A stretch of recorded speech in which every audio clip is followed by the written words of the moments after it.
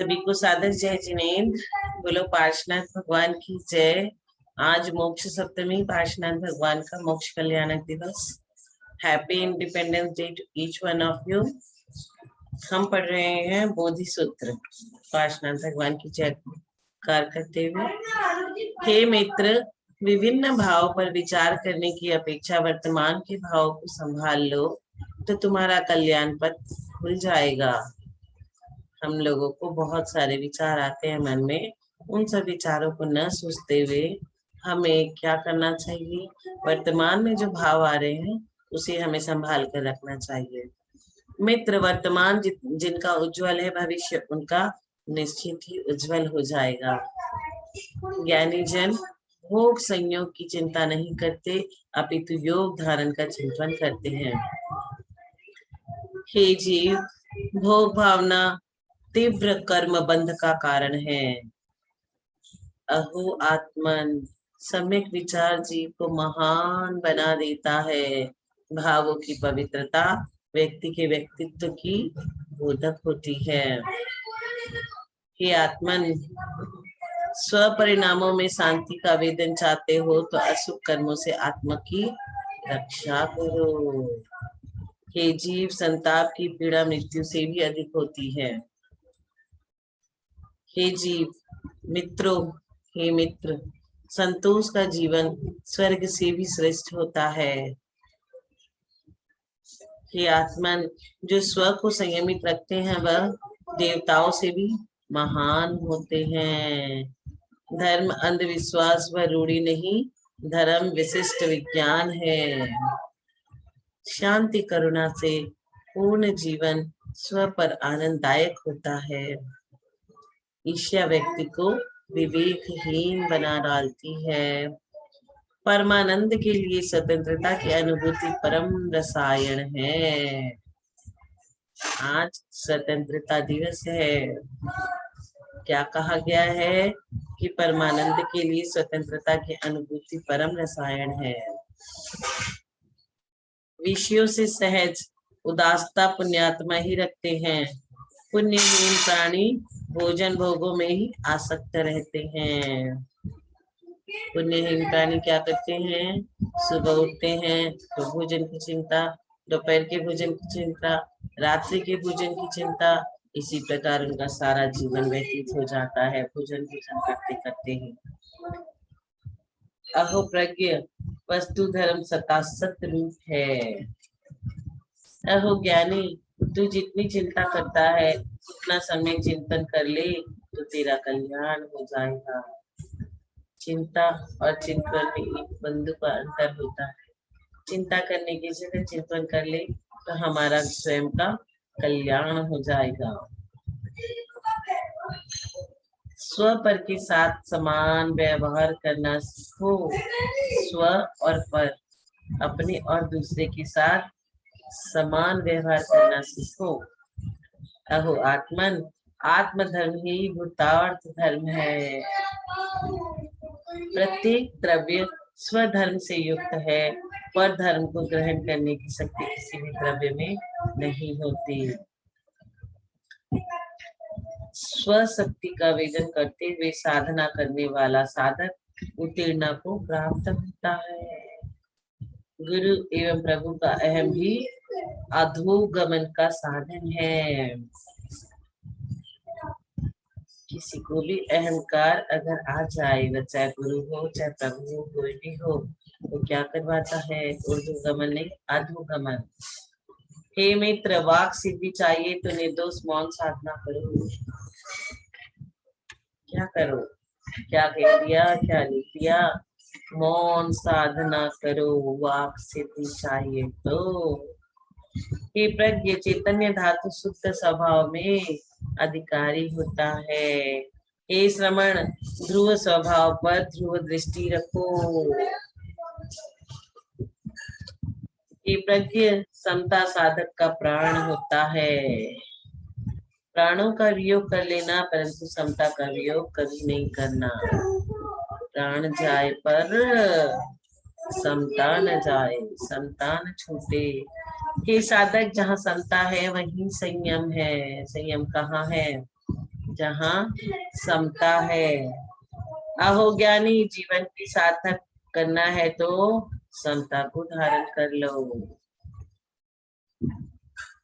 अहो मुमुक्ष, समता के बिना साधु जीवन पशु तुल्य है। समता अगर नहीं है तो साधु का जीवन भी पशु तुल्य है। धर्म वात्सल्य के बिना जिन शासन की प्रभावना कभी भी नहीं हो सकती। मोह से उन्मत्त पुरुष के द्वारा दिया गया कष्ट महापुरुष स्वीकार नहीं करते।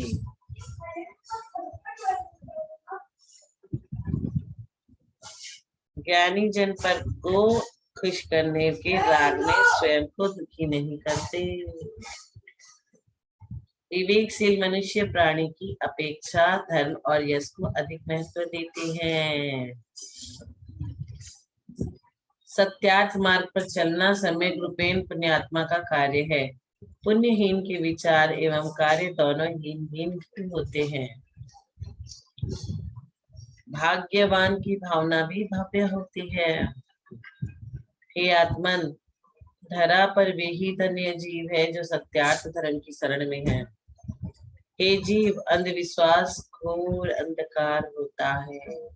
अंधविश्वास की मैं क्या कहूँ आपसे, जो कोई भी प्राणी, जो कोई भी व्यक्ति अंधविश्वास में डूबा रहता है और घोर अंधकार है, वो उसे क्या क्या नहीं करवाता, मिथ्यात्व में चला जाता है, गुणस्थान फैला हो जाता है। सिंह के मुख से जीवित निकल आना फिर भी सरल है, परंतु अंधविश्वास से निकल पाना बहुत कठिन होता है। अंधविश्वास में लोग क्या क्या कर जाते हैं हमें पता ही नहीं चलता। पहले तो सती प्रथा चलती थी, ऐसा अंधविश्वास कि जिसका पति मर गया उसकी पत्नी को उसकी चिता पे कूदना पड़ेगा। बहुत सारे अंधविश्वासों को खत्म किया गया। बहुत सारे महान पुरुष जन्मे और उनने जग का कल्याण किया। हे साधक, मोक्ष मार्ग पंथ का राग नहीं अपितु रत्नत्रय धर्म है।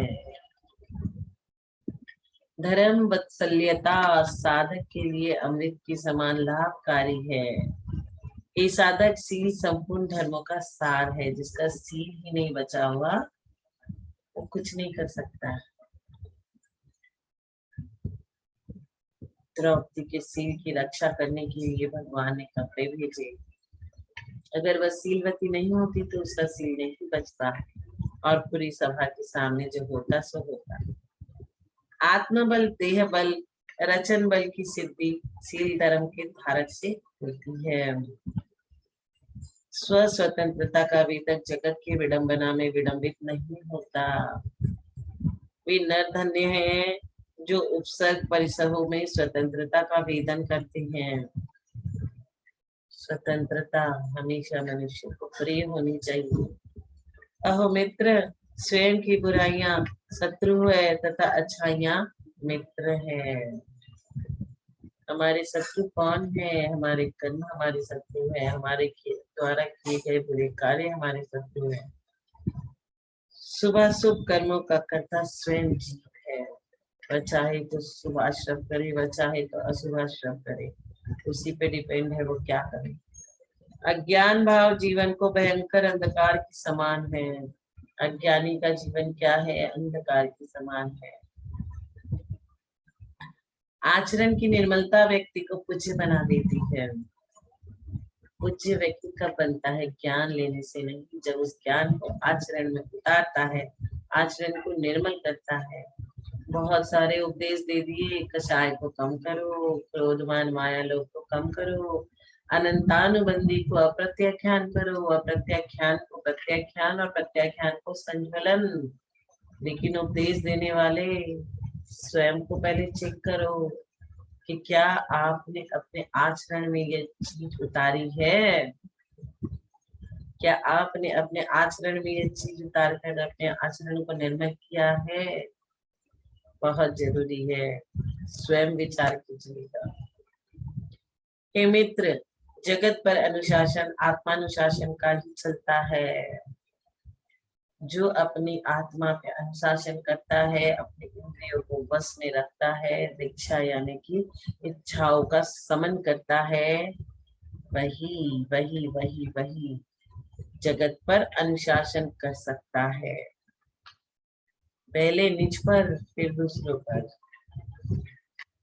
वसुधा पर चारित्र ही पूजा जाता है, चारित्र की ही पूजा होती है, ज्ञान की नहीं।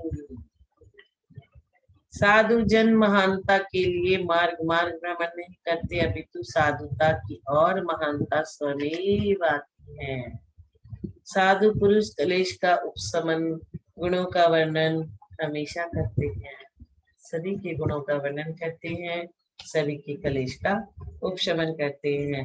हे आत्मन, अपने अवगुणों के प्रकट होने पर क्लेश मत करो, सुधार करो, तभी आप में साधुता जन्म लेगी।